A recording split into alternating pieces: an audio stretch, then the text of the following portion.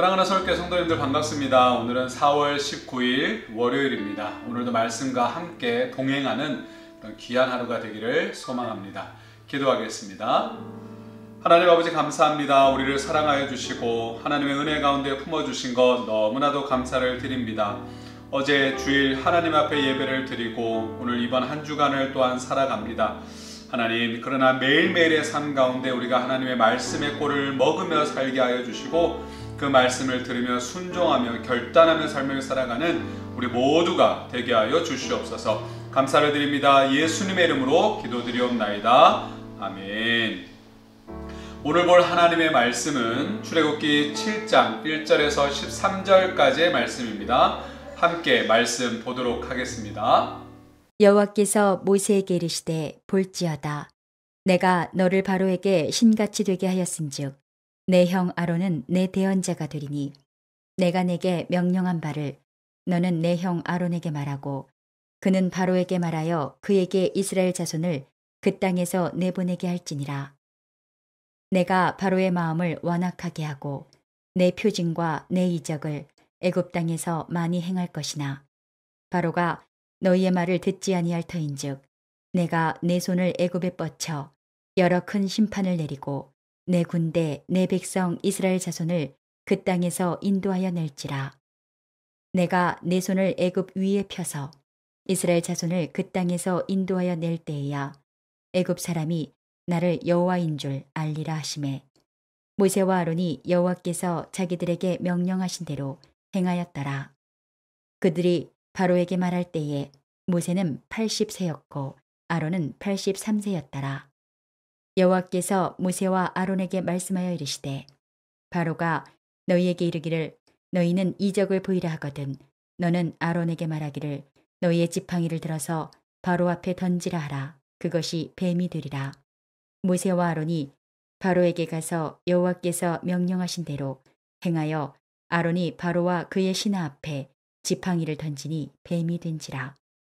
바로도 현인들과 마술사들을 부르매 그 애굽 요술사들도 그들의 요술로 그와 같이 행하되 각 사람이 지팡이를 던짐에 뱀이 되었으나 아론의 지팡이가 그들의 지팡이를 삼키니라. 그러나 바로의 마음이 완악하여 그들의 말을 듣지 아니하니 여호와의 말씀과 같더라.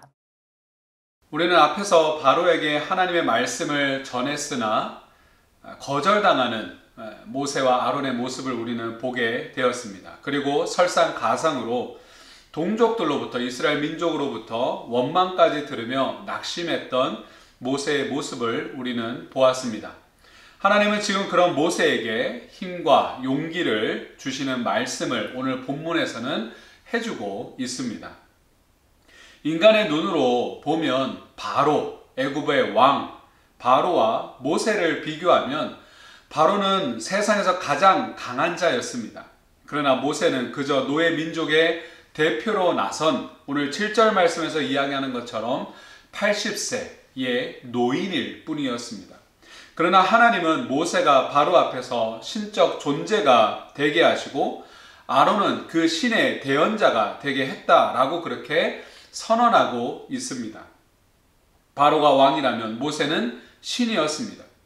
태양신을 섬기는 제사장인 동시에 태양신이 현현한 존재로 숭배되던 애국 왕 바로에게 모세가 신적 대상으로 인식되는 것임을 지금 이야기하고 있는 것입니다.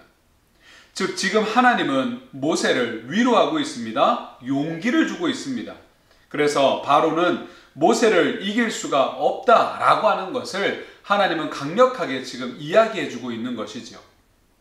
그러나 바로가 순순히 모세의 말을 듣지는 않습니다. 왜냐하면 하나님은 바로의 완악한 마음을 사용하여서 애굽을 심판하시고 이스라엘 자손을 그 땅에서 구원하시길 때문에 그렇지요. 모세는 하나님의 권능에도 불구하고 쉽게 이스라엘이 애굽에서 풀려나지 않는 이유를 깨달았을 것입니다. 이는 자기 입이 둔해서도 아니고 하나님이 주신 권능이 능력이 바로보다 약해서도 아닐 것입니다.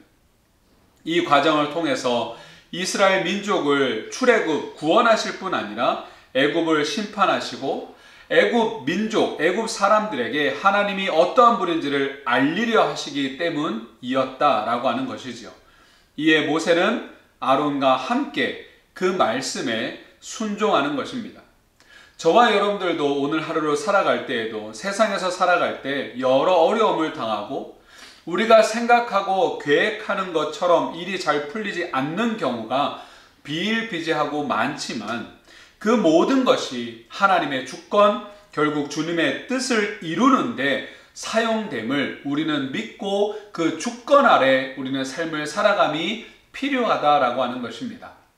그래서 우리는 믿음이 흔들려서도 안 되고 그 믿음을 더욱더 굳건히 하며 하나님의 주권을 인정하며 저와 여러분들 오늘도 그렇게 그 주권을 찬양하며 삶을 살아가는 우리 모든 성도님들 되시기를 주의 이름으로 축원을 드립니다.